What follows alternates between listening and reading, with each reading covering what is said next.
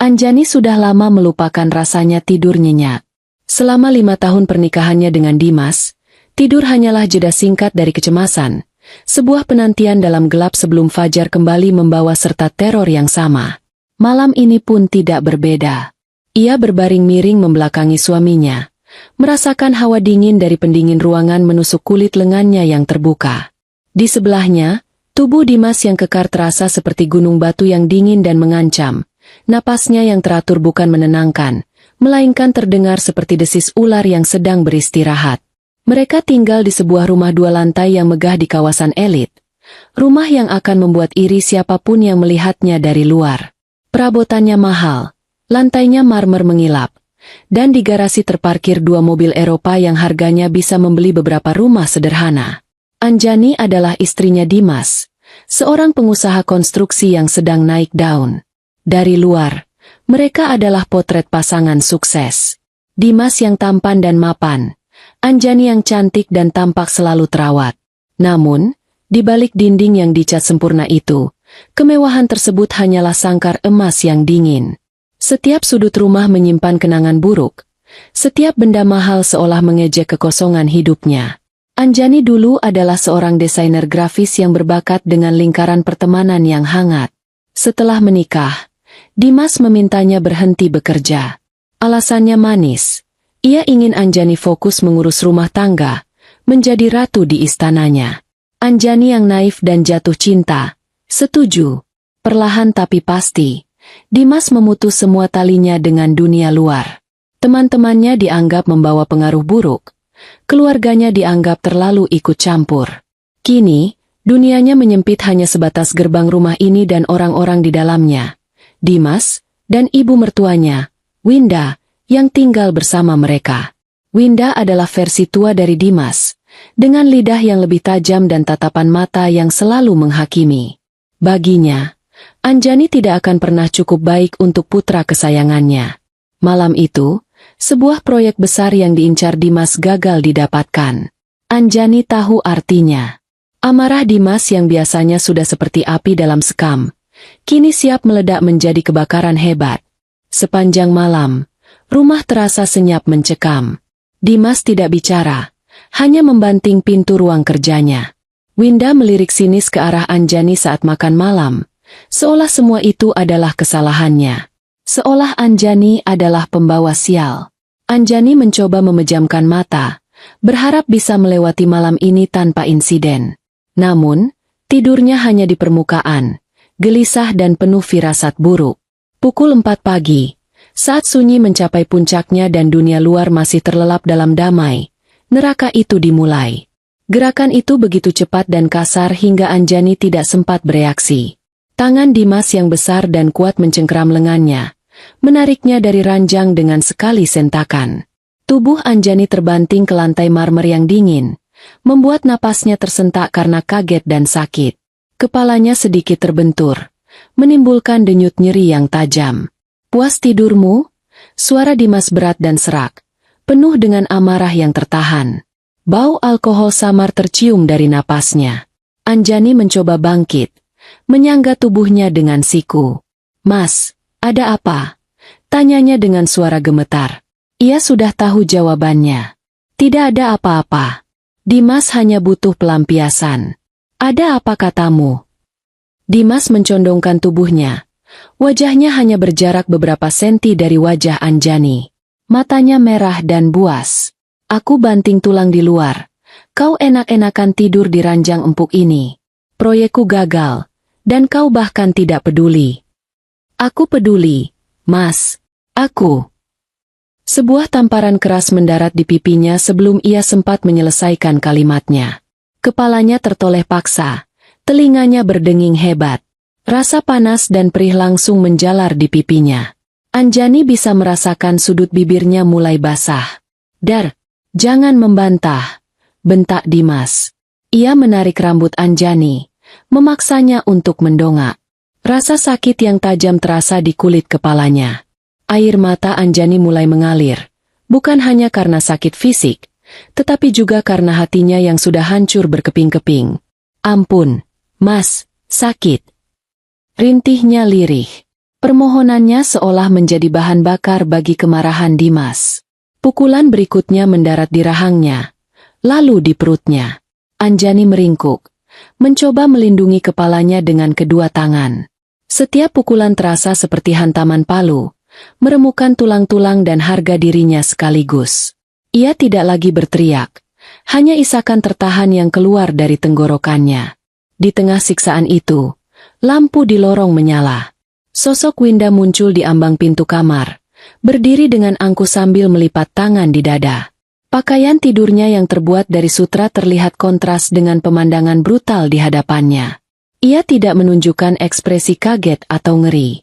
Sebaliknya, seulas senyum sinis terukir di bibirnya. "Bangun, wanita tak berguna." Suara Winda terdengar renyah dan penuh kemenangan. "Suamimu butuh dilayani, bukan memandangi wajah malasmu. Mungkin beberapa pukulan bisa membuat otakmu bekerja lebih baik." Tawa mertuanya adalah suara paling menyakitkan yang pernah Anjani dengar. Lebih sakit dari pukulan Dimas, lebih menyakitkan dari bibirnya yang sobek. Tawa itu adalah penegasan bahwa di rumah ini, ia sendirian. Tidak ada yang akan menolongnya. Tidak ada yang peduli. Di mata mereka, ia bukan manusia. Ia hanyalah properti yang bisa dirusak sesuka hati.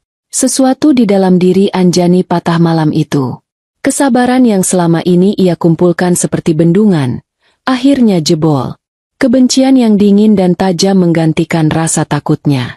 Saat Dimas berhenti sejenak untuk mengatur napas, terengah-engah seperti binatang buas yang kelelahan, Anjani melihat kesempatannya.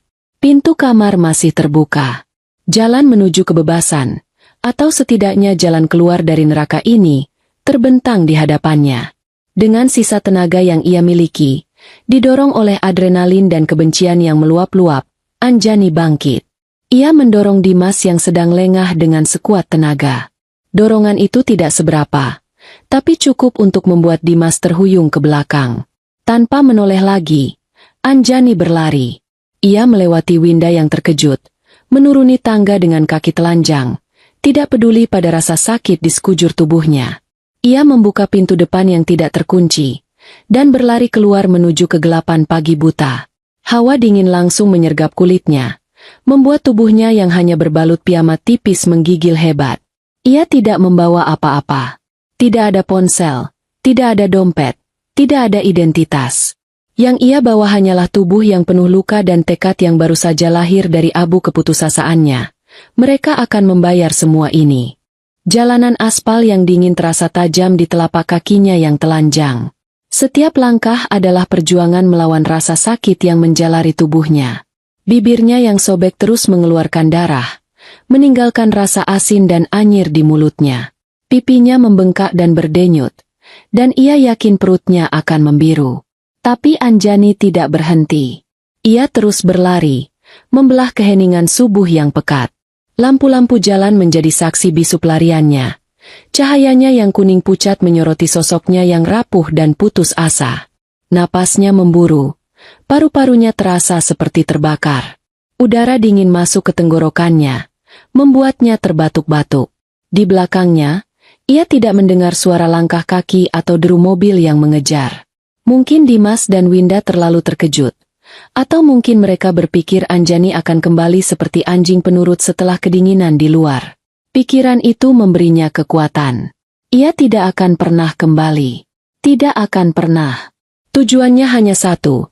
Sebuah tempat yang selama ini terasa begitu jauh dan asing, namun kini menjadi satu-satunya suara harapan, kantor polisi. Ia tidak tahu persis di mana letaknya. Hanya mengandalkan ingatan samar saat pernah melewatinya bersama Dimas beberapa tahun lalu. Ia hanya perlu terus berlari lurus di jalan utama ini. Sambil berlari, pikirannya dipenuhi oleh kepingan-kepingan kenangan buruk, seperti film rusak yang diputar berulang-ulang. Setiap kepingan itu adalah paku yang menancap di hatinya, menguatkan tekadnya untuk tidak pernah menoleh ke belakang.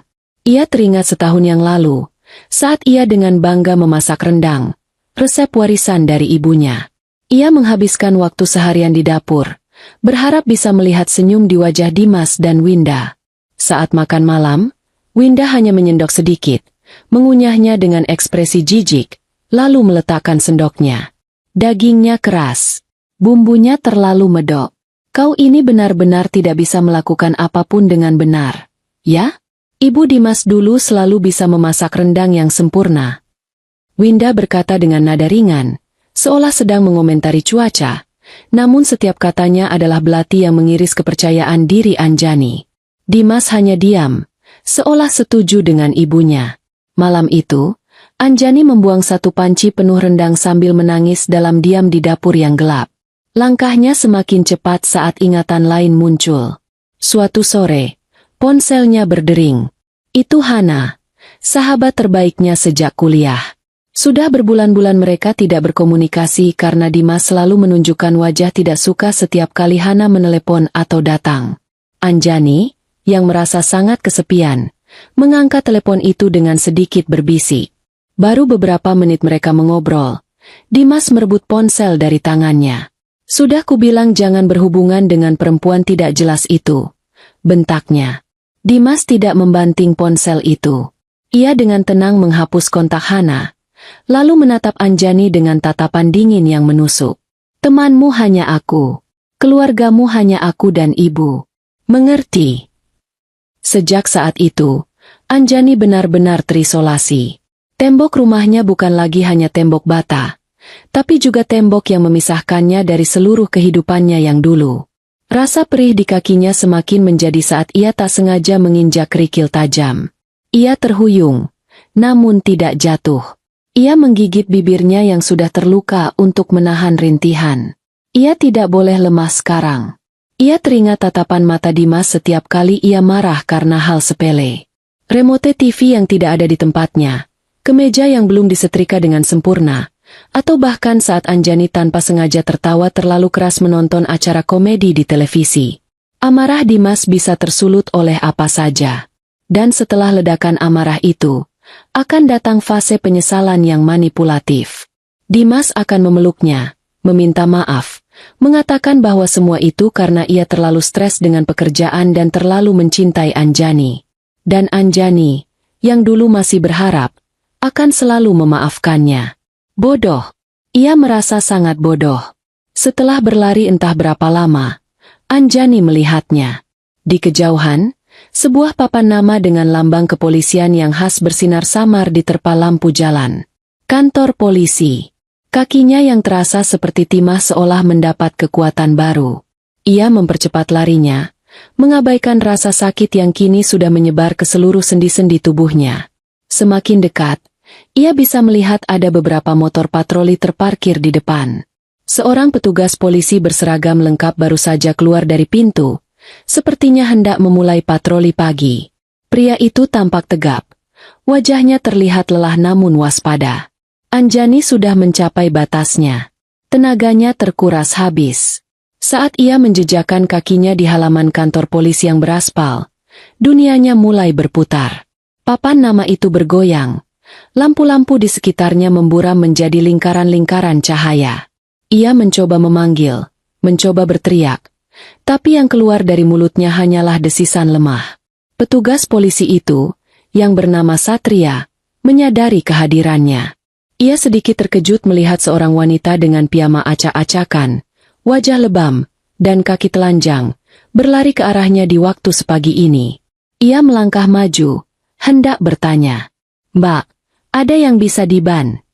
Sebelum Satria menyelesaikan kalimatnya, Anjani ambruk. Lututnya lemas dan tubuhnya jatuh ke depan. Energi terakhirnya terkuras hanya untuk mencapai tempat ini. Tepat sebelum kegelapan menelannya sepenuhnya, ia menatap wajah petugas itu, wajah orang asing yang kini menjadi satu-satunya harapannya. Dengan napas terakhir sebelum pingsan, ia berhasil menggumamkan satu kata yang menjadi awal dari segalanya. "Tolong." Setelah itu, semuanya menjadi gelap. Anjani terbaring tak sadarkan diri di halaman kantor polisi, di bawah langit fajar yang mulai memerah, meninggalkan kehidupan lamanya yang penuh siksaan untuk selamanya. Bau disinfektan yang tajam adalah hal pertama yang menyadarkan Anjani. Baunya menusuk hidung, mengingatkannya pada klinik sekolah saat ia masih kecil. Perlahan, ia membuka mata. Pemandangan pertama yang menyambutnya bukanlah langit-langit kamarnya yang tinggi dengan lampu kristal gantung, melainkan langit-langit triplek berwarna kusam dengan beberapa noda air kecoklatan di sudutnya. Ia berbaring di atas sebuah ranjang lipat sederhana yang dilapisi sprei tipis berwarna biru pudar. Selimut yang menutupi tubuhnya terasa kasar di kulitnya. Ia mencoba untuk duduk, namun rasa sakit yang tajam di sekujur tubuhnya memaksanya untuk kembali berbaring. Perutnya nyeri, rahangnya kaku, dan bibirnya terasa bengkak dan kering. Ia menyentuh sudut bibirnya dengan ujung jari, merasakan luka sobek yang sudah mengering di sana. Seketika, semua ingatan dari beberapa jam yang lalu menyerbu pikirannya seperti air bah, cengkeraman kasar Dimas, tamparan yang memekakan telinga, tawa mengejek Winda, dan rasa dingin aspal di telapak kakinya. Ia tidak sedang bermimpi. Semua itu nyata. Sudah bangun, Bak? Sebuah suara yang tenang dan dalam membuatnya sedikit terkejut. Ia menoleh ke samping. Di sana, duduk di sebuah kursi plastik, adalah petugas polisi yang ia lihat sebelum pingsan. Wajahnya terlihat letih di bawah cahaya lampu neon, namun tatapannya teduh dan profesional. Di tangannya ada sebuah cangkir seng yang mengepulkan uap. Pria itu menyodorkan cangkir itu padanya. "Minum dulu. Teh hangat. Pakai gula sedikit," katanya. Nametak di seragamnya bertuliskan, "Satria." Anjani perlahan bangkit. Kali ini menahan ringisan. Ia menerima cangkir itu dengan kedua tangan yang sedikit gemetar. Kehangatan cangkir itu sedikit meredakan rasa dingin di tubuhnya. Ia menyesap teh itu pelan-pelan. Cairan hangat itu mengalir ke tenggorokannya. Terasa menenangkan. Untuk pertama kalinya dalam waktu yang sangat lama, seseorang memberinya sesuatu tanpa pamrih, tanpa mengharapkan balasan atau pelayanan. Gestur sederhana itu terasa begitu luar biasa hingga matanya kembali berkaca-kaca. "Terima kasih," bisiknya. Suaranya serak. Satria mengangguk kecil. "Ini ruang istirahat di kantor. Tadi Mbak pingsan di depan. Kami sudah memanggil petugas medis untuk memeriksa. Katanya tidak ada tulang yang patah, tapi banyak luka memar dan lecet. Luka di bibir Mbak juga sudah dibersihkan dan diberi antiseptik." Anjani hanya diam, menatap ke dalam cangkir tehnya. Ia merasa malu. Malu dengan penampilannya yang kacau. Malu dengan keadaannya yang menyedihkan. Selama ini, ia selalu berusaha menjaga citra sebagai istri Dimas yang sempurna. Kini, citra itu hancur berkeping-keping di hadapan orang asing. Seolah bisa membaca pikirannya, Satria berkata, "Mbak tidak perlu malu. Dan Mbak tidak sendirian. Kasus seperti ini, sayangnya, bukan yang pertama kami tangani." Kata-kata itu sedikit meredakan bebannya. Ia mengangkat wajah, menatap petugas polisi itu. Apa yang akan terjadi sekarang? Satria menarik napas panjang. Tatapannya menjadi serius. "Itu tergantung pada Mbak. Kami bisa mengantar Mbak pulang jika Mbak mau." "Tidak," potong Anjani cepat. Suaranya lebih keras dari yang ia duga. Kepanikan menjalari dirinya. "Saya tidak akan kembali ke sana. Saya tidak mau." Satria mengangguk. Tampak sudah menduga jawaban itu. "Baik. Kalau begitu, ada jalur lain yang bisa Mbak ambil. Tapi saya harus menjelaskannya dengan jujur. Ini tidak akan menjadi proses yang mudah." Ia mencondongkan tubuhnya sedikit. "Mbak adalah korban kekerasan dalam rumah tangga atau KDRT. Itu adalah tindak pidana. Pelakunya, meskipun dia suami Mbak, bisa dihukum. Untuk itu, kami butuh laporan resmi dari Mbak." "Laporan?" Kata itu terdengar begitu formal dan menakutkan. Melaporkan suaminya sendiri ke polisi. Sesuatu yang tidak pernah terbayangkan olehnya. "Lalu?" tanya Anjani. Suaranya kembali menjadi bisikan. "Setelah Mbak membuat laporan, langkah pertama dan yang paling penting adalah visum. Kami akan mengantar Mbak ke rumah sakit untuk divisum. Dokter akan memeriksa dan mencatat semua luka yang Mbak alami. Hasil visum itu akan menjadi bukti utama di pengadilan. Bukti fisik yang tidak bisa dibantah. Tanpa visum, kata-kata Mbak akan dilawan dengan kata-katanya. Dengan visum, luka-luka Mbak yang akan berbicara." Satria menjelaskan semuanya dengan runtut dan sabar. Tidak ada nada menghakimi, tidak ada keraguan dalam suaranya. Ia menjelaskan tentang rumah aman yang bisa menjadi tempat tinggal sementara, tentang hak-haknya sebagai korban, tentang bagaimana proses hukum akan berjalan. Untuk setiap pertanyaan yang muncul di benak Anjani, Satria seolah sudah punya jawabannya. Selama ini, Dimas dan Winda telah membangun sebuah penjara tak terlihat di sekeliling Anjani. Penjara yang dibangun dari rasa takut, isolasi, dan manipulasi. Mereka berhasil membuatnya percaya bahwa ia lemah, bahwa ia tidak punya pilihan, bahwa dunia luar akan menghakiminya, dan bahwa tanpa Dimas, ia bukan siapa-siapa. Tapi di ruangan kecil yang berbau disinfektan ini, di hadapan seorang petugas polisi yang berbicara kepadanya dengan hormat sebagai sesama manusia, tembok penjara itu mulai retak. Anjani teringat semua momen penderitaannya. Hinaan yang ia telan mentah-mentah, pukulan yang ia sembunyikan di balik lengan panjang dan riasan tebal, dan air mata yang ia tumpahkan dalam kesunyian bantal. Ia teringat tawa Winda yang menusuk hatinya. Tawa itulah yang menjadi bahan bakar utama kebenciannya. Ia tidak lagi merasa takut. Rasa takut itu telah menguap, digantikan oleh sesuatu yang lebih dingin, lebih keras, dan lebih kuat, keinginan untuk membalas. Bukan hanya untuk kebebasannya, tapi untuk penderitaan mereka. Ia ingin melihat wajah sombong Dimas dan Winda hancur. Ia ingin mereka merasakan keputusasaan yang selama ini ia rasakan. Setelah keheningan yang cukup lama, Anjani meletakkan cangkir tehnya di meja kecil di samping ranjang. Ia menatap lurus ke mata Satria. Tatapannya kini berbeda. Tidak ada lagi ketakutan atau keraguan di sana. Yang ada hanyalah tekad yang membara.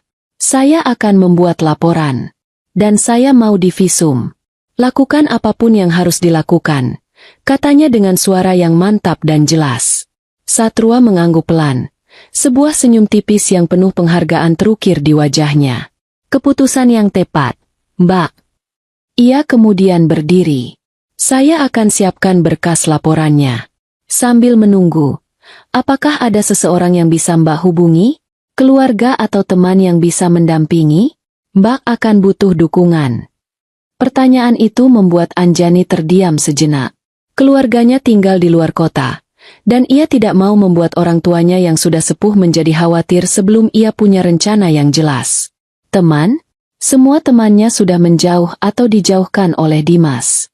Semua, kecuali satu. Satu nama yang selalu ia simpan di sudut hatinya. Sebuah jangkar dari kehidupannya yang dulu. Seseorang yang ia tahu tidak akan pernah menghakiminya. Ada. Jawab Anjani. Ada satu orang. Sahabat lama saya. Dia seorang pengacara. Mendengar kata pengacara, ekspresi Satria terlihat sedikit lega. Itu bagus. Sangat bagus. Mbak bisa pakai telepon saya. Ia mengeluarkan ponsel dari sakunya dan menyerahkannya kepada Anjani. Anjani menerima ponsel itu. Jantungnya berdebar kencang saat ia mengetikkan deretan nomor yang sudah ia hafal di luar kepala. Nomor itu tidak pernah ia hapus, hanya disembunyikan di dalam benaknya. Ia ragu sejenak. Sudah hampir 2 tahun mereka tidak berkomunikasi. Apakah Raditya masih mau membantunya? Apakah ia akan percaya? Ia menepis semua keraguan itu. Ia tidak punya pilihan lain. Ia menekan tombol panggil dan menempelkan ponsel itu ke telinganya. Nada sambung terdengar. 1 kali, 2 kali, 3 kali. Anjani hampir putus asa ketika akhirnya sebuah suara serak khas orang baru bangun tidur terdengar dari seberang. Halo? Siapa ini? Anjani menelan ludah. Tenggorokannya terasa kering. Radit. Ini aku, Anjani. Hening sejenak di ujung sana. Anjani bisa mendengar suara Raditya yang kini terdengar lebih jelas. Seolah ia baru saja duduk tegak di ranjangnya. Anjani? Ya Tuhan, Anjani. Ini benar kau? Kau dari mana saja? Apa kabarmu? Mendengar suara sahabatnya yang penuh kehangatan dan kekhawatiran membuat pertahanan Anjani runtuh. Air mata yang sejak tadi ia tahan akhirnya mengalir deras. Isak tangisnya keluar tanpa bisa dicegah. Anjani? Hei, kau kenapa? Kau menangis? Apa yang terjadi? Suara Raditya berubah menjadi panik. Di tengah isak tangisnya, Anjani berhasil mengucapkan kalimat yang akan mengubah takdirnya. Radit, tolong aku. Aku butuh bantuanmu. Aku di kantor polisi. Kurang dari 40 menit kemudian, pintu ruang istirahat itu terbuka dengan cepat. Seorang pria tinggi dengan kemeja yang sedikit kusut dan rambut yang tampak disisir terburu-buru masuk ke dalam ruangan. Wajahnya yang biasanya tenang kini mengeras karena cemas. Itu Raditya. Matanya langsung tertuju pada Anjani yang duduk di ranjang, dan untuk sesaat, napasnya seolah berhenti. Ia melihat wajah sahabatnya. Bukan wajah Anjani yang ia kenal, yang selalu ceria dengan senyum yang menular. Wajah di hadapannya bengkak di satu sisi, dengan warna ungu kebiruan yang mengerikan mulai terbentuk di sekitar tulang pipi. Bibirnya pecah dan terluka. Tatapan matanya kosong, meski ada percikan api baru di dalamnya. Kemarahan yang dingin dan terkendali langsung menjalari Raditya, membuat kepalan tangannya mengeras di sisi tubuh. Anjani, desisnya. Suaranya pelan namun penuh getaran amarah. Ia berjalan cepat menghampiri Anjani, berlutut di depannya, dan dengan sangat hati-hati menyentuh lengannya. Si brengsek itu yang melakukan ini. Anjani tidak perlu menjawab. Air mata yang kembali menggenang di pelupuk matanya sudah menjadi jawaban yang cukup. Raditya mengumpat pelan. Sebuah kata kasar yang jarang sekali ia ucapkan. Ia menatap Satria yang berdiri di sudut ruangan, memberinya anggukan singkat sebagai tanda terima kasih sekaligus pengakuan. Saya Raditya, pengacaranya, katanya kepada Satria. Nadanya tegas dan profesional, kontras dengan kepanikannya beberapa saat yang lalu. Terima kasih sudah menolongnya. Apa saja yang sudah dilakukan? Satria menjelaskan secara singkat tentang laporan awal dan rencana untuk melakukan visum. Raditya mendengarkan dengan saksama, sesekali mengangguk. Bagus. Kita lakukan visum sekarang juga. Saya akan mendampinginya. Pastikan semua luka, sekecil apapun, tercatat dalam laporan. Setiap memar, setiap goresan. Kehadiran Raditya mengubah segalanya. Anjani tidak lagi merasa sendirian. Ada kekuatan baru yang mengalir dalam dirinya. Kekuatan yang terpancar dari tatapan mata sahabatnya yang tajam dan penuh keyakinan. Mereka mengurus laporan BAP dengan cepat. Anjani menceritakan kejadian subuh tadi dengan suara datar, menekan semua emosi. Raditya duduk di sebelahnya, sesekali meletakkan tangan di bahunya, memberikan dukungan tanpa kata. Setiap detail kekerasan yang diucapkan Anjani membuat rahang Raditya semakin mengeras. Setelah BAP selesai, mereka menuju rumah sakit pemerintah terdekat dengan mobil patroli. Di unit gawat darurat, di balik tirai hijau yang tipis, seorang dokter perempuan dengan sabar memeriksa setiap luka di tubuh Anjani. Raditya menunggu di luar tirai, mondar-mandir seperti singa dalam kandang. Ia tidak hanya akan menuntut Dimas atas KDRT. Itu terlalu mudah. Itu hanya hukuman. Anjani butuh lebih dari sekadar hukuman. Ia butuh keadilan. Ia butuh retribusi. Ia akan menghancurkan Dimas dan Winda, melucuti semua yang mereka banggakan, kekayaan, status sosial, dan harga diri mereka. Setelah visum selesai dan Anjani mendapatkan beberapa obat pereda nyeri, Raditya membawanya pergi.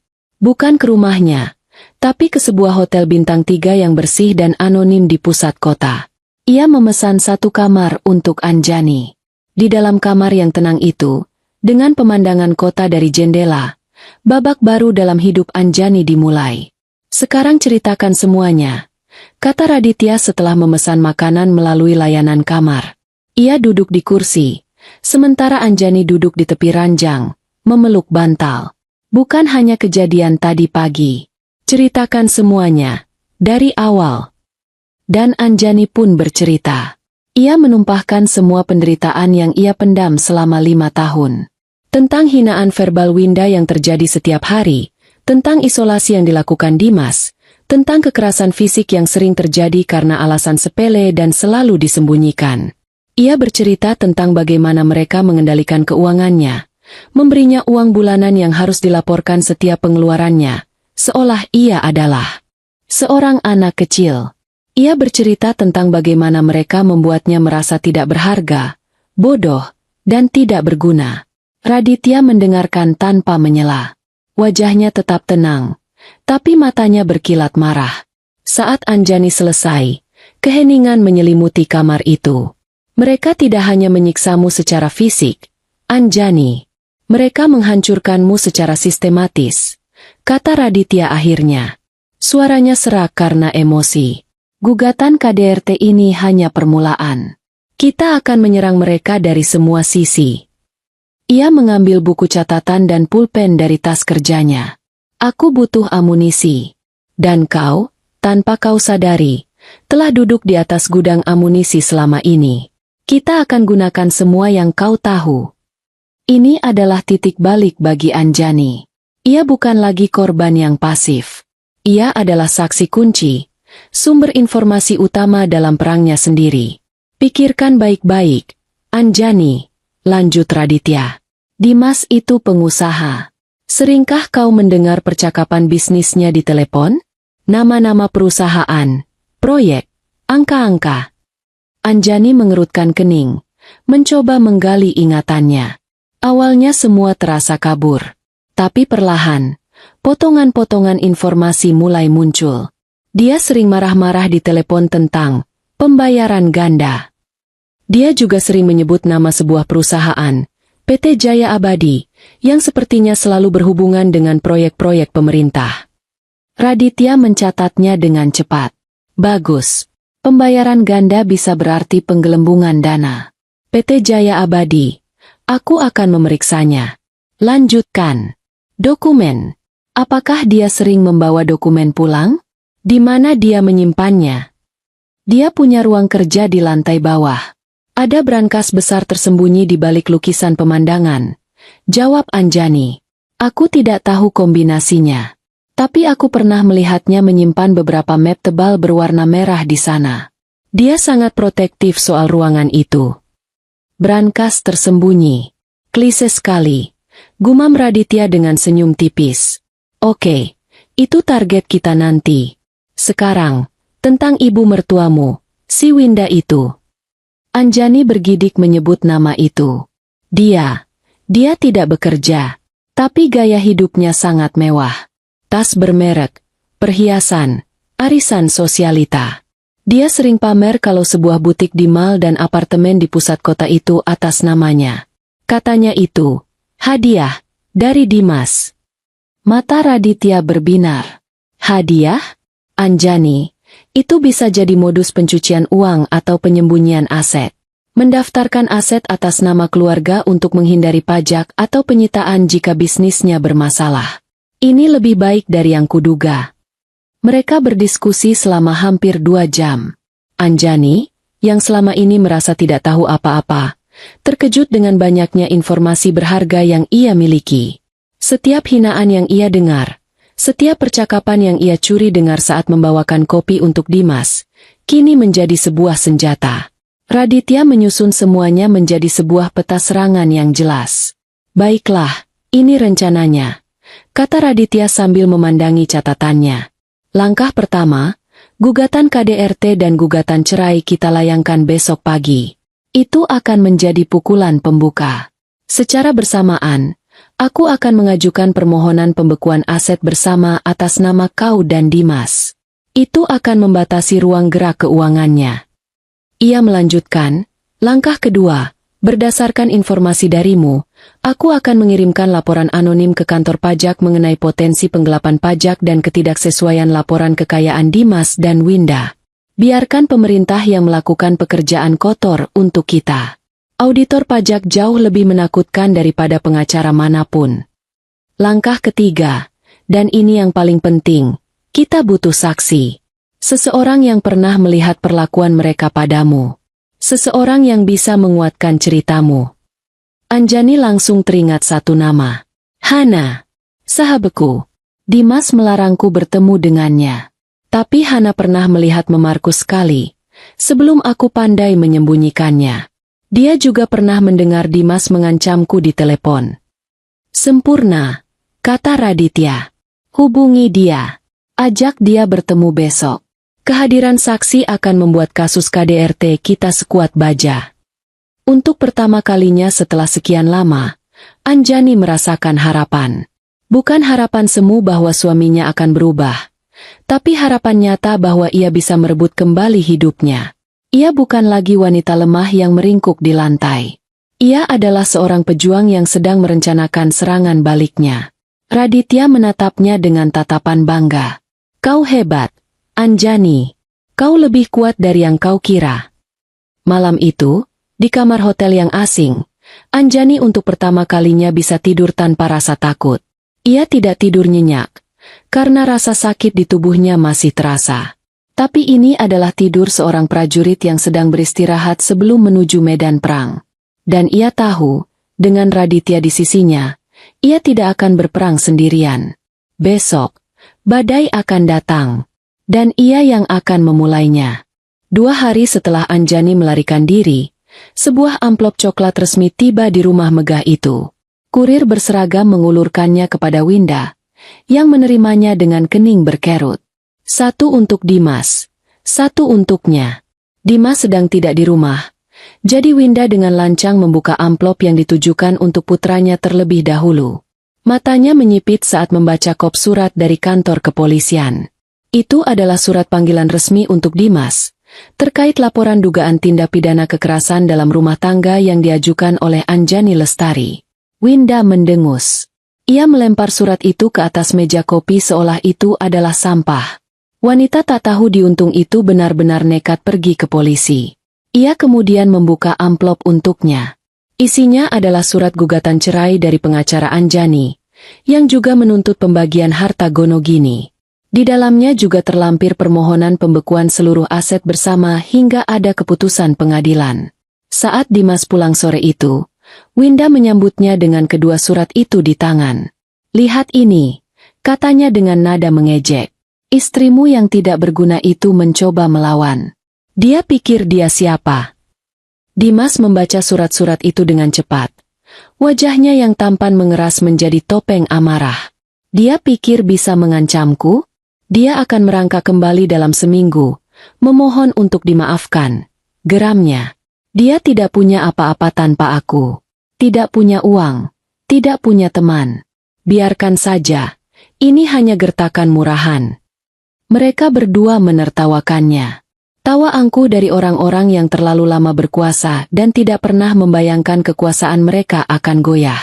Mereka yakin Anjani hanya sedang tantrum, dan sebentar lagi akan sadar betapa sulitnya hidup di luar sangkar emas yang mereka sediakan.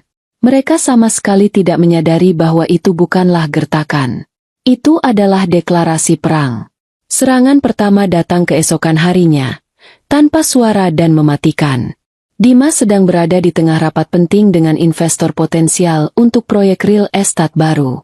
Ia sedang mempresentasikan rencananya dengan penuh percaya diri saat ponselnya bergetar. Sebuah pesan dari manajer keuangannya. "Pak, transfer dana untuk pembayaran supplier material ditolak." Keterangannya, rekening dibekukan oleh pengadilan. Dimas membaca pesan itu 2 kali. Jantungnya serasa berhenti berdetak sejenak. Dibekukan? Bagaimana bisa secepat ini? Ia mencoba menjaga wajahnya tetap tenang di depan para investor. Tapi keringat dingin mulai membasahi pelipisnya. Ia segera menutup rapat dengan alasan darurat, meninggalkan para investor dengan tatapan bingung. Di ruang kerjanya, ia mencoba melakukan transfer melalui aplikasi perbankan di ponselnya. Gagal. Ia mencoba rekening lain yang merupakan rekening bersama. Gagal. Kepanikan mulai menjalari dirinya. Ini nyata. Raditya, pengacara Anjani, bergerak lebih cepat dari yang ia duga. Urat di lehernya menonjol saat ia membanting ponselnya ke meja. Di belahan kota lain, Winda sedang menjalani ritual mingguanannya, makan siang dan berbelanja dengan teman-teman sosialitanya di sebuah mall paling mewah. Setelah makan siang di restoran mahal, ia memimpin rombongannya menuju butik favoritnya, tempat ia biasa membeli tas edisi terbatas. Ia sudah mengincar sebuah tas tangan kulit buaya yang harganya setara dengan sebuah mobil. Dengan gaya angkuh, ia menyerahkan kartu kredit platinum tambahan miliknya kepada pramuniaga. Yang ini, ya, katanya, seolah sedang membeli permen. Pramuniaga itu menggesek kartu tersebut. Kali. 2 kali. Wajahnya kemudian berubah sedikit canggung. Mohon maaf, Bu Winda. Kartunya ditolak. Winda menatapnya tak percaya. Apa? Coba lagi. Mesin kalian pasti rusak. Pramuniaga itu mencoba lagi di mesin yang berbeda. Hasilnya sama. Ditolak. Bu, mungkin ibu bisa coba kartu lain. Wajah Winda memerah. Teman-temannya mulai saling berbisik di belakangnya. Ini adalah penghinaan terbesar yang bisa ia bayangkan. Dipermalukan di depan umum, di tempat yang ia anggap sebagai wilayah kekuasaannya. Dengan tangan gemetar karena marah, ia mencoba kartu lain. Hasilnya sama. Semua kartu yang terhubung dengan rekening Dimas telah diblokir. Ia terpaksa meninggalkan butik itu dengan tangan hampa, menahan malu yang luar biasa saat ia melewati tatapan kasihan dan ejekan dari teman-temannya. Untuk pertama kalinya, dunianya yang berkilauan ternoda oleh kenyataan pahit. Jika serangan pertama melumpuhkan keuangan mereka, serangan kedua datang untuk menghancurkan fondasi bisnis mereka. Seminggu kemudian, saat Dimas masih sibuk mencoba mencari cara untuk mencairkan rekeningnya melalui pengacaranya sendiri, mimpi buruk yang sesungguhnya datang mengetuk pintu kantornya. 2 orang pria berpenampilan formal dengan map di tangan memperkenalkan diri mereka sebagai auditor dari Direktorat Jenderal Pajak. Mereka datang tanpa pemberitahuan. Mereka membawa surat perintah pemeriksaan dan langsung meminta semua pembukuan perusahaan selama 5 tahun terakhir. Wajah manajer keuangan Dimas pucat pasi. Dimas, yang dipanggil untuk menemui mereka, merasa lantai di bawah kakinya seolah runtuh. Auditor pajak. 2 kata itu adalah momok bagi pengusaha manapun yang suka bermain di area abu-abu, dan Dimas telah menari di area itu selama bertahun-tahun. Ada laporan mengenai ketidaksesuaian antara pendapatan perusahaan yang dilaporkan dengan gaya hidup dan aset yang dimiliki oleh Anda dan keluarga Anda, Pak Dimas, kata salah satu auditor dengan nada datar dan dingin. Dimas seketika tahu.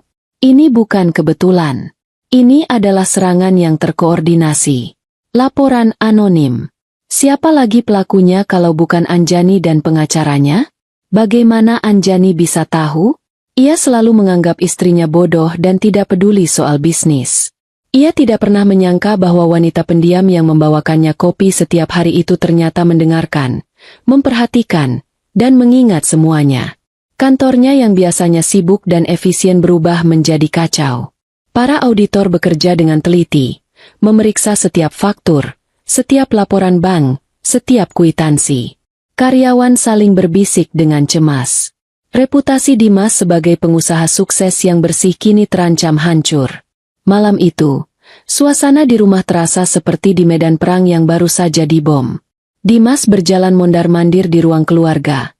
Wajahnya pucat karena marah dan cemas. Winda duduk di sofa, tidak lagi dengan keangkuhan biasanya, melainkan dengan ekspresi ketakutan. Kemewahan mereka, status sosial mereka, semuanya terancam. Ini semua gara-gara perempuan ular itu, teriak Dimas, menendang sebuah vas porselen hingga hancur berkeping-keping. Dia akan menghancurkan kita. Lalu kita harus bagaimana, Dimas? Rengek Winda, suaranya terdengar panik. Aku tidak bisa hidup miskin. Dimas meraih ponselnya, mencoba menghubungi nomor Anjani untuk yang kesekian kalinya. Tapi hasilnya tetap sama. Nomor tidak aktif. Ia mencoba menghubungi keluarga Anjani, tapi tidak ada yang mengangkat. Anjani telah menghilang, memutus semua jejak. Ia dan ibunya kini terisolasi, terjebak dalam masalah yang mereka ciptakan sendiri, menghadapi musuh tak terlihat yang ternyata tahu semua rahasia tergelap mereka. Tawa angkuh mereka beberapa hari yang lalu kini terasa seperti debu pahit di mulut mereka. Dunia nyaman mereka sedang runtuh, dan mereka tidak tahu bagaimana cara menghentikannya. Sementara kepanikan melanda rumah Dimas, Anjani justru merasakan ketenangan yang belum pernah ia rasakan sebelumnya. Di kamar hotel yang menjadi benteng sementaranya, ia tidak lagi merasa seperti korban yang melarikan diri. Di bawah bimbingan Raditya, ia berubah menjadi arsitek dari kejatuhan musuh-musuhnya. Setiap pagi, Ia bangun bukan dengan rasa takut, tapi dengan tujuan. Bekas-bekas luka di wajahnya mulai memudar, digantikan oleh sorot mata yang tajam dan penuh perhitungan. Postur tubuhnya yang dulu sering membungkuk kini tegap, seolah tulang punggungnya telah diperkuat oleh baja. Mereka pasti sedang panik sekarang, kata Raditya suatu pagi, saat mereka bertemu di lobi hotel untuk sarapan. Serangan pertama berhasil. Sekarang saatnya kita kumpulkan senjata pamungkas. Senjata itu adalah kesaksian. Raditya menekankan betapa pentingnya memiliki saksi yang bisa menguatkan cerita Anjani, yang bisa menunjukkan bahwa kekerasan itu adalah sebuah pola, bukan insiden tunggal. Hanya ada satu nama di benak Anjani, Hana. Dengan jantung sedikit berdebar, Anjani menghubungi nomor lama sahabatnya itu. Ia berdoa dalam hati semoga Hana tidak mengganti nomornya. Setelah beberapa kali nada sambung, suara yang familiar terdengar. Halo, Hana? Ini aku, Anjani. Keheningan sesaat, lalu pekikan kaget. Anjani, ya Tuhan, kau kemana saja? Aku mencoba menghubungimu berkali-kali tapi nomormu tidak aktif. Aku khawatir sekali. Mendengar suara Hana yang tulus dan penuh kekhawatiran membuat Anjani terharu. Panjang ceritanya. Han, bisakah kita bertemu? Ada hal yang sangat penting yang harus aku bicarakan. Mereka setuju untuk bertemu di sebuah kafe kecil yang tidak mencolok di pinggir kota. Saat Anjani tiba, Hana sudah menunggunya di meja sudut. Ketika Hana melihat wajah Anjani, senyumnya langsung memudar. Meskipun memarnya sudah mulai menguning, bekasnya masih terlihat jelas. Anjani, wajahmu, bisik Hana, matanya berkaca-kaca. Anjani duduk di hadapannya dan tanpa basa-basi lagi, ia menceritakan semuanya. Tentang malam pelariannya, tentang kekerasan yang telah menjadi rutinitas, tentang hinaan Winda, dan tentang rencananya untuk melawan. Wajah Hana berubah dari kaget, menjadi ngeri, lalu mengeras karena amarah. Rasa bersalah juga terlihat jelas di matanya. Seharusnya aku tahu. Aku pernah melihat lenganmu lebam beberapa tahun lalu. Kau bilang kau terbentur pintu. Seharusnya aku tidak percaya begitu saja, katanya. Suaranya bergetar karena menyesal. Dan aku pernah tidak sengaja mendengar Dimas membentakmu di telepon, mengancammu karena kau berencana pergi reuni. Aku seharusnya melakukan sesuatu. Itu bukan salahmu, Han. Dia sangat pandai memanipulasi. Anjani menenangkannya sambil meraih tangan sahabatnya. Tapi sekarang, kau bisa membantuku. Aku butuh kau menjadi saksiku. Tanpa ragu sedetik pun, Hana mengangguk mantap. Tentu saja. Aku akan bersaksi. Aku akan ceritakan semua yang aku lihat dan dengar. Si brengsek itu harus membusuk di penjara. Kesediaan Hana adalah amunisi pertama dan paling personal yang berhasil Anjani kumpulkan. Kesaksian seorang sahabat akan memberikan bobot emosional yang kuat di pengadilan. Langkah selanjutnya jauh lebih besar dan berisiko. Berbekal laporan BAP Anjani, hasil visum yang mengerikan, dan kesaksian awal dari Hana, Raditya bekerja tanpa lelah. Ia mengajukan permohonan surat perintah penggeledahan ke pengadilan, menargetkan secara spesifik ruang kerja dan brankas tersembunyi di rumah Dimas. Ia berargumen bahwa ada bukti kuat untuk menduga adanya tindak pidana lain yang terkait, yaitu penipuan dan penggelapan pajak, yang buktinya kemungkinan besar disembunyikan di lokasi tersebut. Hakim, melihat keseriusan kasus KDRT dan indikasi awal yang kuat, akhirnya mengabulkan permohonan itu. Sebuah kemenangan hukum yang signifikan. Suatu sore yang cerah, saat Winda sedang mencoba menenangkan diri dengan menonton televisi, bel rumahnya berbunyi. Ketika ia membuka pintu, ia mendapati beberapa petugas polisi berseragam, termasuk Satria, berdiri di terasnya. Di belakang mereka, ada Raditya yang berdiri dengan wajah tenang dan map di tangan. "Ada apa ini?" tanya Winda dengan nada ketus, mencoba mempertahankan sisa-sisa keangkuhannya. Satria menunjukkan surat perintah penggeledahan resmi. "Kami punya izin dari pengadilan untuk melakukan penggeledahan di rumah ini, Bu. Mohon kerjasamanya." Wajah Winda pucat pasi. Rumahnya yang sempurna, simbol statusnya, akan diobrak-abrik oleh polisi. Ini adalah mimpi buruk terbesarnya. Ia hanya bisa berdiri mematung dengan lemas saat para petugas masuk dan mulai melakukan tugas mereka dengan efisien. Raditya mengawasi setiap langkah mereka untuk memastikan semuanya sesuai prosedur. Mereka langsung menuju ruang kerja Dimas. Sesuai petunjuk Anjani, mereka memindahkan lukisan pemandangan besar di dinding, dan di baliknya, sebuah brankas tanam digital berwarna hitam terungkap. Winda terkesiap. Ia bahkan tidak tahu ada brankas di sana. Dimas, yang dihubungi oleh Winda, tiba di rumah dengan tergesa-gesa. Wajahnya merah padam karena marah saat melihat polisi di ruang kerjanya. Apa-apaan ini? Kalian tidak punya hak. Kami punya surat perintah, Pak Dimas, kata Raditya dengan tenang, menunjukkannya. Sekarang, tolong berikan kombinasinya, atau kami akan membukanya secara paksa. Dimas menolak. Maka, seorang ahli pembuka brankas yang sudah disiapkan pun dipanggil. Setelah bekerja selama hampir 1 jam, dengan suara klik yang keras, pintu brankas itu pun terbuka. Isi di dalamnya adalah harta karun berupa bukti kejahatan. Bukan hanya map-map merah yang pernah Anjani sebutkan. Ada buku kas ganda yang mencatat dengan detail pemasukan real perusahaan dibandingkan dengan yang dilaporkan ke kantor pajak.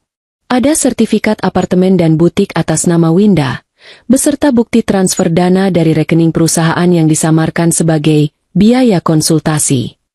Ada juga catatan aliran dana ke beberapa rekening pejabat daerah, bukti suap untuk memenangkan proyek. Itu adalah kotak Pandora kebusukan bisnis Dimas.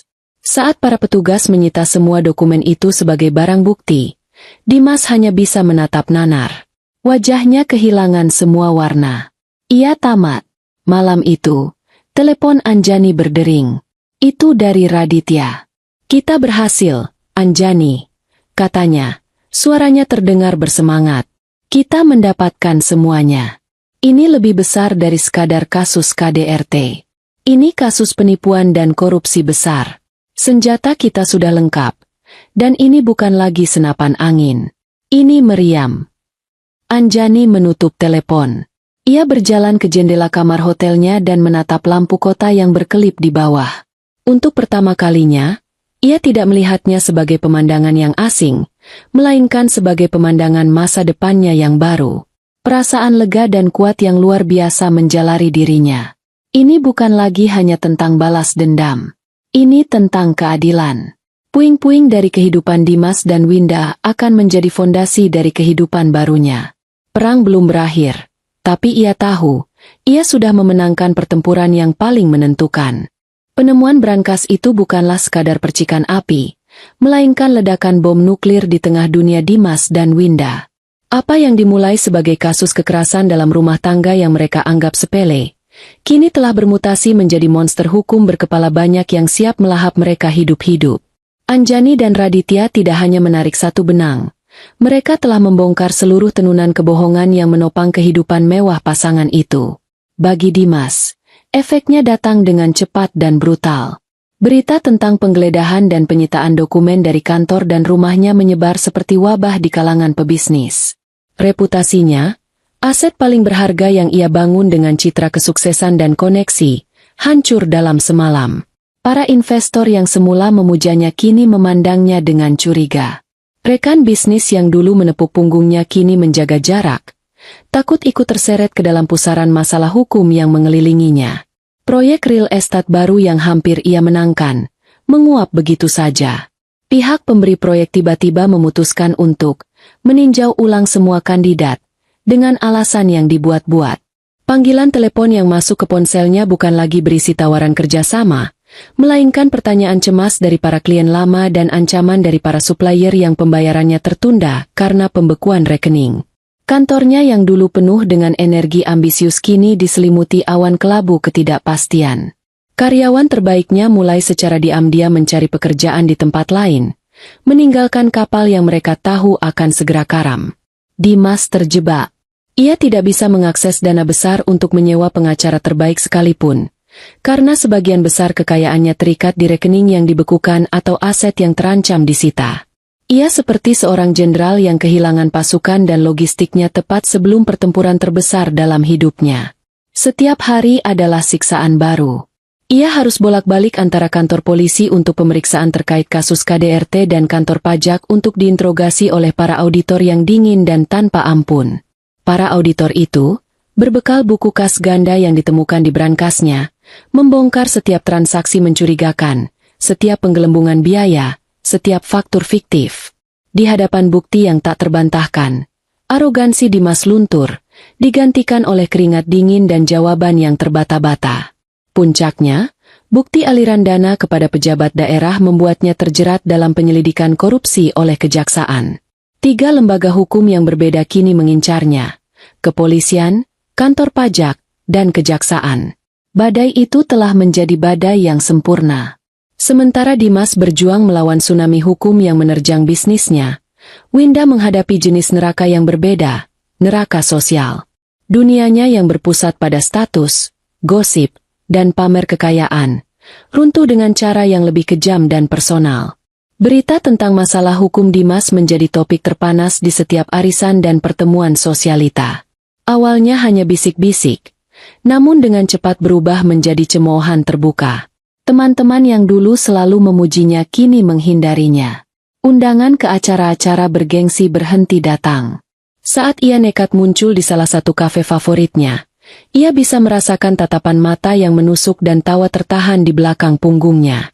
Ia bukan lagi Ratu Winda yang dihormati, melainkan bahan tertawaan. Mereka membicarakannya sebagai istri dari pengusaha korup yang memukuli istrinya sendiri, dan ibu mertua yang kejam. Citra yang ia poles selama puluhan tahun hancur menjadi debu. Kehilangan status sosial diperparah oleh kehilangan akses keuangan. Tanpa kartu kredit dan uang tunai yang melimpah, gaya hidupnya lumpuh. Ia tidak bisa lagi pergi ke salon mahal, membeli baju desainer, atau mentraktir teman-temannya. Mobil mewahnya, yang cicilannya mulai menunggak, terancam ditarik oleh perusahaan pembiayaan. Ia terpaksa tinggal di rumah besar yang kini terasa kosong dan dingin, seperti museum dari kejayaan masa lalu. Setiap perabot mahal, setiap Gucci antik, kini terasa seperti ejekan atas keadaannya yang menyedihkan. Pertengkaran hebat antara ibu dan anak itu menjadi musik latar harian di rumah mereka. Winda menyalahkan Dimas karena tidak becus mengurus masalah. Dimas, yang sudah diambang batas stres, balas membentak ibunya, menyalahkannya karena gaya hidupnya yang boros telah menarik perhatian kantor pajak. Ini semua karena keserakahanmu, Bu. Kalau saja kau tidak pamer butik dan apartemen itu, mereka mungkin tidak akan curiga. Teriak Dimas di suatu malam, suaranya menggema di ruang keluarga yang luas. Salahku? Kau yang memberikan semua itu padaku. Dan sekarang kau menyalahkanku? Balas Winda, suaranya melengking karena histeris.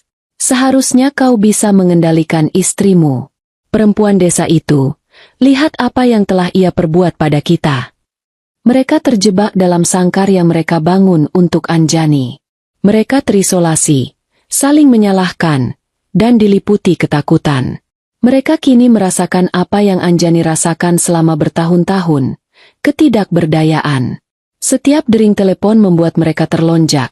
Setiap ketukan di pintu membuat jantung mereka berdebar kencang. Mereka telah kehilangan kendali atas hidup mereka sendiri. Dan kendali itu kini berada di tangan wanita yang pernah mereka injak-injak.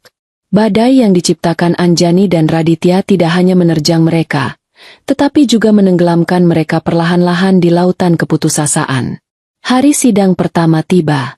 Ruang pengadilan itu tidak terlalu besar, dengan dinding bercat krem dan perabotan kayu tua yang tampak berwibawa. Udara di dalamnya terasa pengap, penuh dengan ketegangan yang nyaris bisa dirasakan. Di satu sisi duduk Dimas dan Winda bersama pengacara mereka, seorang pria parubaya yang tampak lelah dan tertekan. Di sisi lain, Anjani duduk tegak di sebelah Raditya. Transformasi Anjani sangat mencolok. Ia tidak lagi terlihat seperti korban yang rapuh. Ia mengenakan blus putih sederhana namun elegan dan celana bahan hitam. Rambutnya ditata rapi, dan wajahnya dirias tipis, cukup untuk menutupi sisa-sisa memar terakhir. Namun tidak cukup untuk menyembunyikan sorot matanya yang baru, dingin, fokus, dan tanpa rasa takut. Ia bukan lagi wanita yang menangis di lantai pada pukul 4 pagi. Ia adalah seorang penggugat yang datang untuk menuntut keadilan. Sebaliknya, Dimas dan Winda tampak seperti bayangan dari diri mereka yang dulu. Dimas, yang biasanya tampil necis dengan setelan mahal, kini terlihat kuyu. Lingkaran hitam di bawah matanya menunjukkan kurang tidur, dan setelannya tampak sedikit kebesaran di tubuhnya yang sedikit kurus karena stres.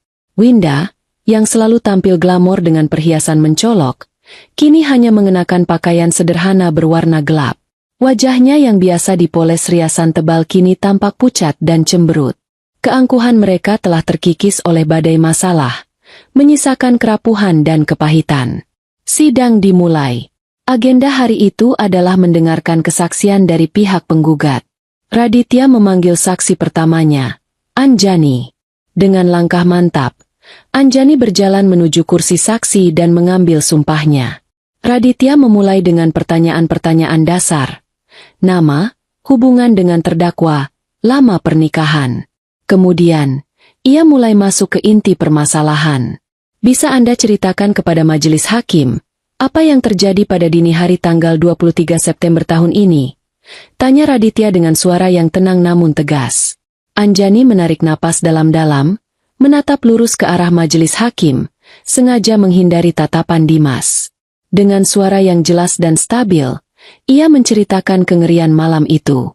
Ia mendeskripsikan setiap detail tanpa histeria, seolah sedang membacakan sebuah laporan. Bagaimana Dimas menyeretnya dari ranjang, kata-kata yang ia gunakan, tamparan pertama, pukulan-pukulan berikutnya. Saat ia sampai pada bagian di mana Winda muncul dan menertawakannya, suaranya sedikit bergetar, namun ia berhasil mengendalikannya. Terdakwa 2, Ibu Winda, tidak menolong saya, lanjut Anjani. Beliau berdiri di ambang pintu dan berkata, bangun, wanita tak berguna. Beliau menertawakan saya saat saya dipukuli oleh putranya. Seluruh ruangan hening. Deskripsi Anjani yang gamblang dan disampaikan dengan ketenangan yang dingin justru memberikan efek yang jauh lebih kuat daripada jika ia menangis tersedu-sedu. Itu adalah kesaksian dari seseorang yang telah melewati batas rasa sakit dan kini hanya menyisakan fakta yang telanjang. Pengacara Dimas mencoba melakukan serangan balik saat pemeriksaan silang. Anda mengatakan suami Anda memukuli Anda. Apakah Anda punya bukti selain kata-kata Anda sendiri? Mungkin Anda terjatuh? Atau melukai diri sendiri untuk menjebak suami Anda? Disinilah Raditya memainkan kartu asnya. Izin, Yang Mulia. Kami akan menyajikan bukti tersebut sekarang. Ia memberikan isyarat, dan foto-foto dari hasil visum ditampilkan di layar proyektor. Foto-foto close-up yang mengerikan dari wajah Anjani yang lebam, bibirnya yang sobek, dan memar-memar di lengan serta perutnya. Suara desahan kaget terdengar dari beberapa pengunjung sidang. Wajah Dimas menjadi pucat pasi. Foto-foto itu adalah bukti bisu yang berteriak lebih keras dari pengakuan manapun. Saksi berikutnya adalah Hana. Dengan suara yang sedikit gemetar namun tegas, Hana menceritakan bagaimana ia dijauhkan secara paksa dari Anjani. Ia bersaksi tentang memar yang pernah ia lihat di lengan Anjani beberapa tahun lalu, dan bagaimana Anjani saat itu berbohong dengan mengatakan ia terbentur pintu. Ia juga menceritakan tentang percakapan telepon yang ia dengar, di mana Dimas mengancam Anjani dengan kasar. Kesaksian Hana menghancurkan argumen pengacara Dimas bahwa ini adalah insiden pertama kali. Kesaksiannya melukiskan sebuah pola kekerasan dan kontrol yang sistematis. Puncaknya adalah ketika Raditya mulai membeberkan bukti-bukti dari brankas. Meskipun sidang utama untuk kasus penipuan dan korupsi akan dilakukan secara terpisah, Raditya dengan cerdik menggunakannya untuk menunjukkan motif dan karakter terdakwa dalam sidang cerai dan KDRT ini. Yang Mulia, kami berargumen bahwa kekerasan ini adalah puncak dari sebuah hubungan yang didasari oleh kontrol dan penyalahgunaan kekuasaan.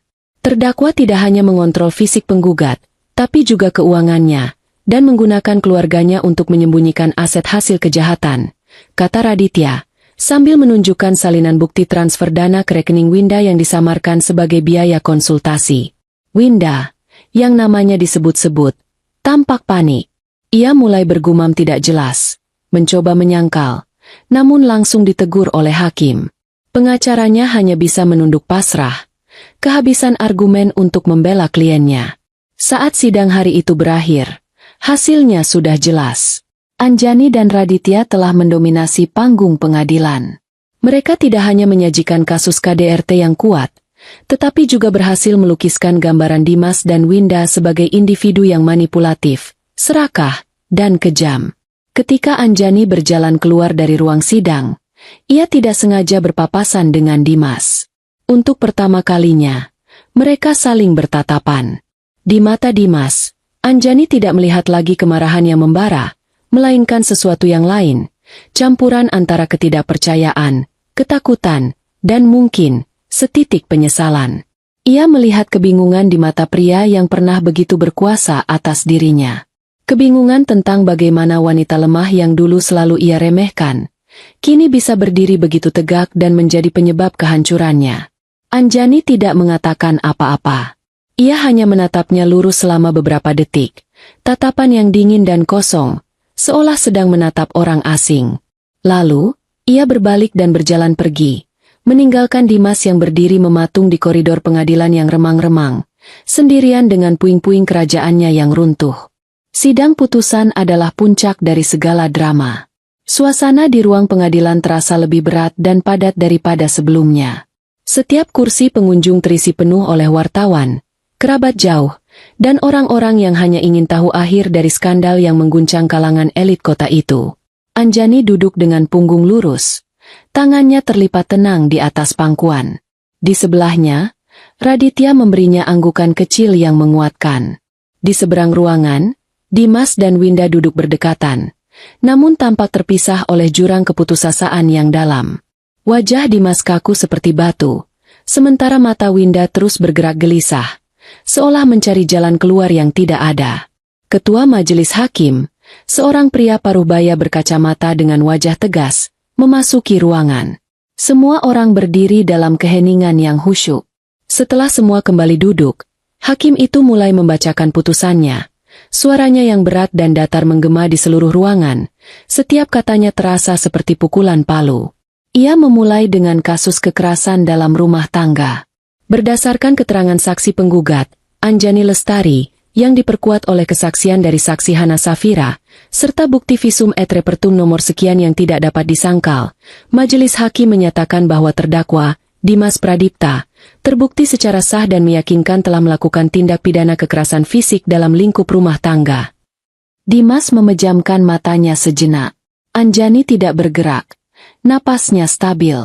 Majelis hakim mempertimbangkan bahwa tindakan terdakwa dilakukan secara berulang dan telah menyebabkan trauma fisik maupun psikis yang mendalam bagi korban. Oleh karena itu, menjatuhkan hukuman pidana penjara kepada terdakwa Dimas Pradipta selama 8 tahun. 8 tahun. Angka itu menggantung di udara. Beberapa wartawan mulai mencatat dengan cepat. Winda terkesiap pelan. Tangannya mencengkeram lengan putranya. Namun Dimas tidak bereaksi. Ia hanya menatap kosong ke depan. Hakim melanjutkan ke gugatan perceraian. Majelis hakim mengabulkan gugatan cerai yang diajukan oleh penggugat, Anjani Lestari.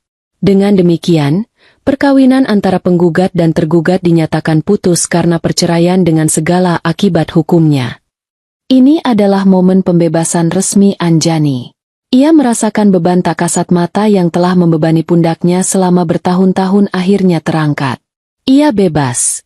Mengenai harta bersama, lanjut hakim, majelis hakim telah menelaah bukti-bukti yang diajukan. Sebagian besar aset yang terdaftar atas nama tergugat dan ibunya, Winda Anggraini, terbukti berasal dari sumber dana yang tidak sah dan terkait dengan tindak pidana lain yang kasusnya sedang berjalan. Aset-aset tersebut, termasuk butik, apartemen, dan beberapa rekening bank, dinyatakan disita oleh negara sebagai bagian dari proses hukum kasus penipuan dan pencucian uang. Winda tersentak hebat mendengar kalimat itu. Wajahnya berubah pucat pasi. Butiknya, apartemennya, sumber kebanggaan dan statusnya, lenyap begitu saja. Ia menatap hakim dengan tatapan tidak percaya. Mulutnya sedikit terbuka. Adapun sisa harta bersama yang terbukti diperoleh secara sah selama masa perkawinan, akan dibagi 2. Rumah kediaman bersama akan dijual dan hasilnya dibagi rata. Penggugat, Anjani Lestari, juga berhak atas setengah dari nilai aset perusahaan yang sah sebelum terjerat kasus hukum. Dengan ini, semua tuntutan penggugat dikabulkan. Putusan itu adalah sebuah mahakarya keadilan. Raditya telah berhasil memisahkan mana aset yang bersih dan mana yang kotor, memastikan Anjani mendapatkan haknya tanpa tersentuh oleh kekayaan haram Dimas. Terakhir, hakim menyinggung kasus-kasus lain yang menjerat Dimas. Terdakwa juga akan menghadapi sidang terpisah untuk kasus penipuan, penggelapan pajak, dan korupsi, yang berdasarkan bukti-bukti yang telah kami terima, kemungkinan besar akan menambah masa hukumannya secara signifikan. Palu diketuk 3 kali. Suaranya terdengar final, mengakhiri segalanya. 2 orang petugas berseragam mendekati Dimas. Untuk pertama kalinya, ekspresi Dimas pecah. Kepanikan yang nyata terlihat di matanya saat borgol dingin diklikkan di pergelangan tangannya. Pria yang dulu begitu berkuasa, yang menganggap dirinya tak tersentuh, kini hanyalah seorang narapidana biasa. Saat ia digiring keluar, ia menoleh ke arah Anjani. Tatapannya bukan lagi tatapan benci, melainkan tatapan kosong penuh kekalahan. Winda tidak bisa menahan diri lagi. Saat melihat putranya digiring pergi, ia ambruk. Bukan pingsan, melainkan sebuah ledakan emosi yang histeris. "Tidak, Dimas, putraku!" raungnya. Tangisnya memecah keheningan ruang sidang. "Ini semua salahmu, perempuan sialan!" jeritnya sambil menunjuk Anjani dengan jari gemetar. "Kau telah menghancurkan keluargaku. Kau akan dikutuk." Anjani hanya menatapnya dengan tenang. Hinaan dan kutukan itu tidak lagi menyakitinya. Itu hanyalah suara bising dari masa lalu yang sekarat. Raditya berdiri di antara mereka, melindunginya dari amukan Winda yang kini ditahan oleh petugas. Anjani berdiri, merapikan blusnya, dan berjalan keluar dari ruang sidang tanpa menoleh ke belakang. Ia tidak perlu lagi mendengar jeritan Winda. Ia tidak perlu lagi melihat kekalahan Dimas. Baginya, semua itu sudah selesai. Saat ia melangkahkan kaki keluar dari gedung pengadilan yang suram dan merasakan hangatnya sinar matahari di wajahnya, ia menarik napas dalam-dalam. Itu adalah napas pertama dari sisa hidupnya yang baru. 1 tahun kemudian, waktu telah menjadi penyembuh yang ajaib. Anjani yang sekarang adalah pribadi yang sama sekali berbeda dari wanita yang dulu hidup dalam ketakutan. Dengan uang hasil penyelesaian perceraiannya, yang ia terima setelah semua aset bersih berhasil dicairkan, ia tidak membeli kemewahan. Ia menginvestasikannya dengan bijak pada impian lamanya. Ia menyewa sebuah ruko kecil di area kota yang sedang berkembang dan membukanya menjadi sebuah studio desain grafis bernama Titik Balik. Studionya berjalan dengan baik. Bakatnya yang lama terpendam kini mekar kembali dengan cemerlang. Klien menyukai hasil kerjanya yang bersih, kreatif, dan penuh jiwa. Ia mempekerjakan 2 orang desainer muda dan suasana di studionya selalu penuh dengan tawa dan musik. Ia menemukan kembali kegembiraan dalam bekerja, dalam menciptakan sesuatu dengan tangannya sendiri. Penampilannya pun berubah. Wajahnya tidak lagi muram. Selalu ada senyum tulus yang tersungging di bibirnya. Senyum yang kini mencapai matanya, membuatnya bersinar. Ia kembali berhubungan dengan teman-teman lamanya, termasuk Hana yang kini menjadi sahabat terdekatnya. Sesekali ia juga menjadi sukarlawan di sebuah rumah aman, membagikan ceritanya kepada para perempuan korban KDRT, memberi mereka harapan bahwa selalu ada jalan keluar, bahwa mereka bisa merebut kembali hidup mereka. Mengenai Dimas, ia mendengar kabar bahwa vonisnya untuk kasus korupsi dan penipuan menambah masa hukumannya menjadi total 20 tahun penjara. Ia akan menjadi pria tua saat keluar nanti. Anjani tidak merasakan apa-apa saat mendengar berita itu. Tidak ada kepuasan, tidak ada dendam. Dimas hanyalah sebuah babak yang sudah tertutup rapat dalam buku hidupnya. Suatu sore di akhir pekan, Anjani sedang bersantai di sebuah kafe yang nyaman di dekat studionya. Aroma kopi yang baru diseduh memenuhi udara. Ia memesan secangkir latte dan sepotong kue, menikmati momen ketenangan yang dulu terasa begitu mustahil.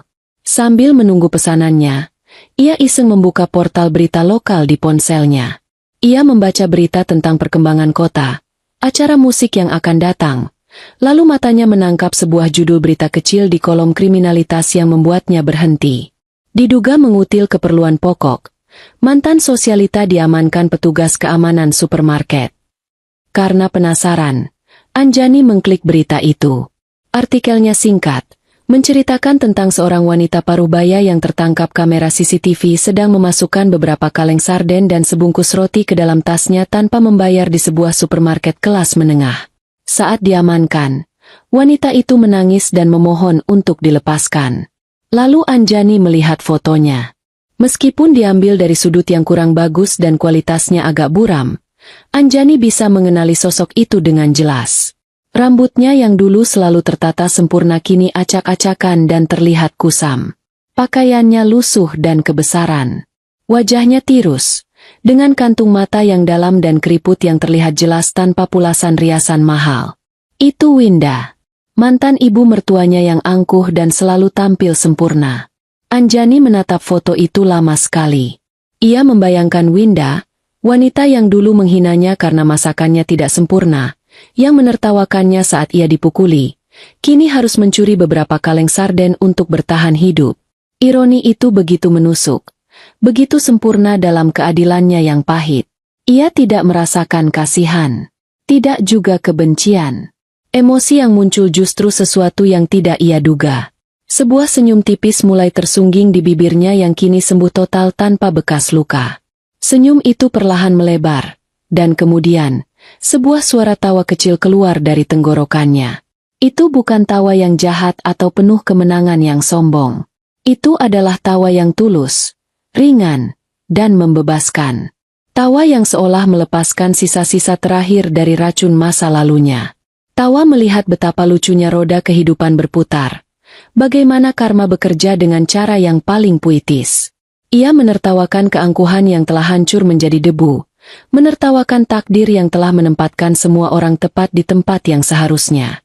Pelayan datang mengantarkan pesanan kopinya. Anjani menghentikan tawanya, mengangguk terima kasih kepada pelayan itu dengan senyum yang ramah. Ia menyeruput latenya yang hangat. Rasanya nikmat. Ia menatap keluar jendela kafe, ke arah jalanan yang ramai dan langit biru yang cerah. Masa depannya terbentang luas di hadapannya, bersih dari bayang-bayang masa lalu. Dan untuk pertama kalinya, ia merasa benar-benar, sepenuhnya, tertawa bahagia. Tawa bahagia, tawa bahagia, tawa bahagia, tawa bahagia, tawa bahagia.